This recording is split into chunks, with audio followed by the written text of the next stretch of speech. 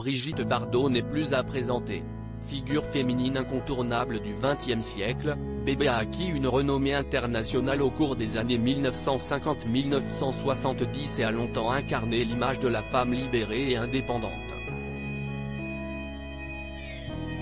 Brigitte Bardot @docteur devenue un véritable sex symbol, Brigitte Bardot peut se vanter d'avoir tourné avec les plus grands cinéastes, tels que Roger Vadim, qu'elle épousera 2 mois après son 18e anniversaire, Michel Boiron ou encore Henri-Georges Clouzot. Et celle qui fêtera ses 89 ans en septembre prochain garde visiblement un bon souvenir de son passé d'actrice.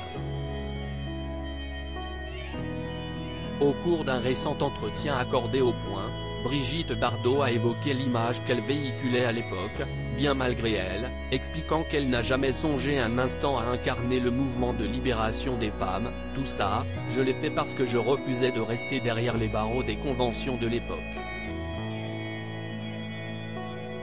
Je voulais être moi-même. J'adorais qu'on me mette la main aux fesses. Interrogée à propos du sexisme ambiant qui règne dans le monde du cinéma, largement dénoncé à la suite du scandale de l'affaire Harvey Weinstein, Brigitte Bardot a d'abord déclaré « Moi, on ne m'a jamais violée, jamais. Ou alors, j'étais consentante ». Et de confier que certaines actrices de l'époque préféraient plutôt passer des auditions non conventionnelles, mais si les filles étaient d'accord, pourquoi pas ? J'en ai connu qui, pour décrocher un rôle, ne disaient pas non aux producteurs. C'était leur problème. Ça ne me regardait pas.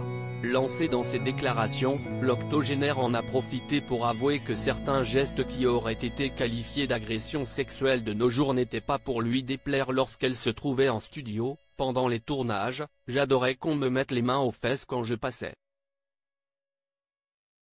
C'était la spécialité des machinistes, des gens très gentils, tous de super copains. Sur les tournages, les ambiances étaient libres, familiales.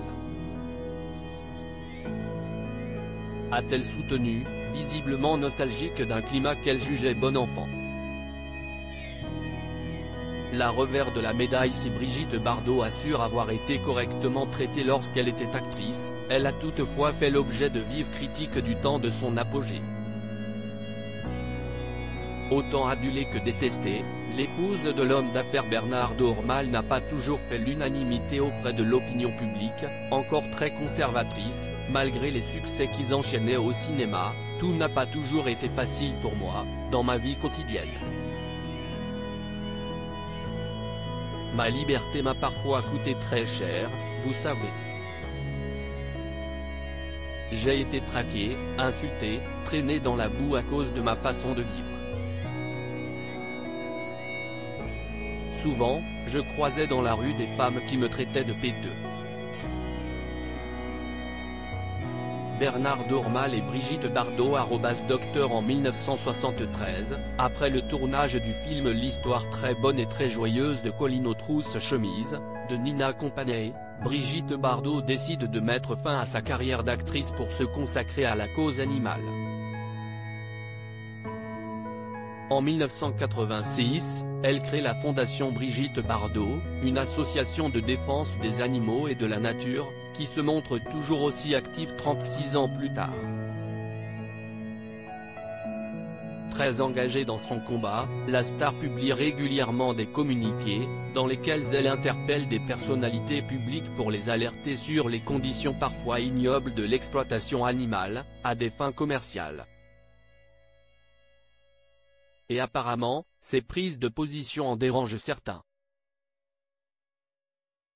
Après s'être insurgée contre l'abattage rituel des moutons lors de la fête musulmane de l'Aïd el-Kébir, elle a reçu des menaces de mort et les visites inopportunes de ses détracteurs à son domicile.